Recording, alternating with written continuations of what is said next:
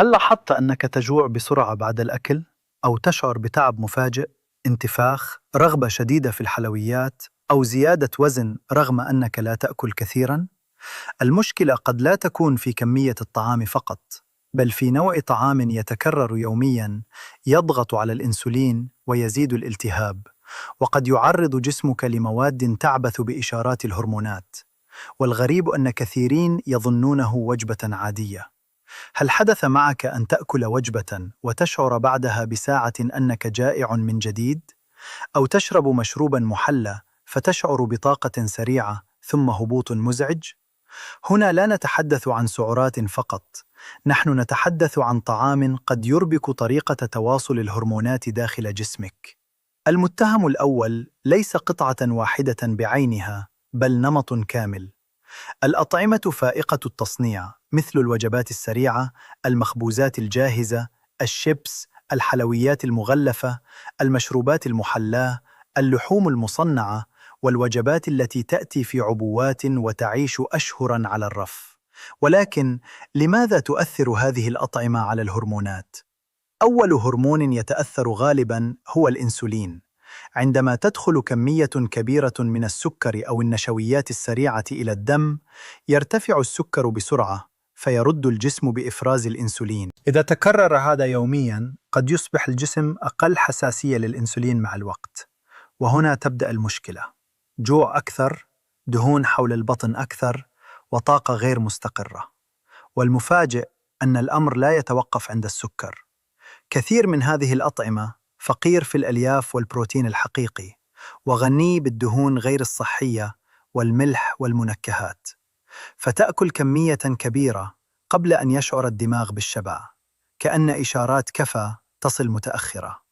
لو هذا النوع من المعلومات يهمك، اشترك في القناة واضغط لايك بهدوء، لأننا هنا نفهم الجسم بدون تهويل وبدون تعقيد.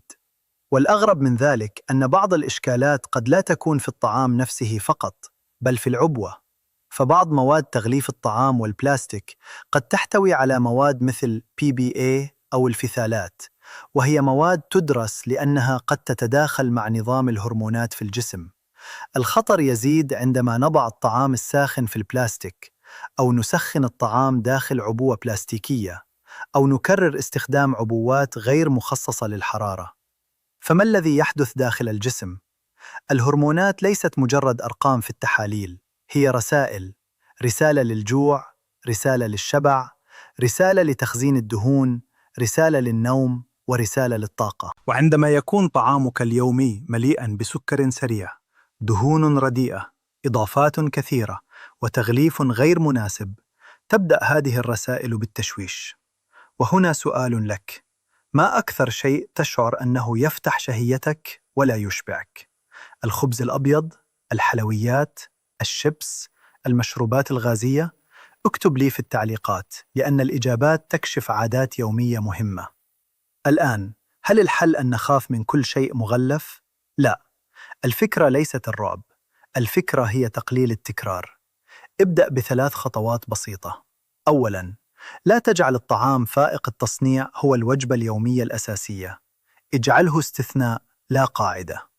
ثانياً، عند كل وجبة اسأل نفسك: أين البروتين؟ أين الألياف؟ بيض، لبن، دجاج، سمك، بقوليات، خضار، شوفان، فواكه كاملة. هذه الأطعمة تساعد على شبع أطول وسكر دم أهدأ. ثالثاً، لا تسخن الطعام في البلاستيك. استخدم الزجاج أو السيراميك، خصوصاً مع الطعام الساخن أو الدهني، ولا تترك زجاجات الماء البلاستيكية في الحرارة. وهناك حركة صغيرة لكنها قوية: اقرأ المكونات. إذا وجدت قائمة طويلة جداً وسكراً بأسماء متعددة وزيوتاً مهدرجة أو إضافات كثيرة، توقف لحظة. ليس شرطاً أن يكون ممنوعاً، لكنه ليس طعاماً يومياً مثالياً لهرموناتك. وفي النهاية، الطعام الذي يربك الهرمونات ليس لقمة واحدة، إنه التكرار اليومي لطعام سريع، محلى، مغلف، قليل الألياف وسهل الإفراط. غير هذا النمط تدريجياً، وستلاحظ فرقاً في الشبع، الطاقة، وربما الوزن ومحيط البطن مع الوقت. وإذا أردت، اكتب في التعليقات: ما أكثر عادة غذائية تشعر أنها صعبة عليك، وسأحاول أن أقدم لها بديلاً عملياً في فيديو قادم.